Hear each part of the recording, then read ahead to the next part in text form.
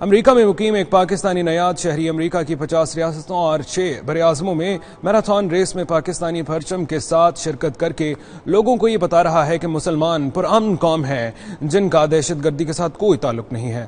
آغا حسنین سے ملاقات کروا رہے ہیں واشنگٹن سے ہمارے نمائندے خرم شہزاد اپنی اس رپورٹ میں۔ یہ ہیں آغا حسنین جو کہ لاہور کے رہائشی ہیں، لیکن بہتر مواقع زندگی کے سلسلے میں امریکہ منتقل ہو گئے اور اب یہاں کے باشندے ہیں۔ 9/11 کے واقعے کے بعد دنیا بھر میں مسلمانوں اور پاکستان کا امیج بری طرح متاثر ہوا، جس پر آغا حسنین نے فیصلہ کیا کہ وہ اس امیج کو بہتر کریں گے۔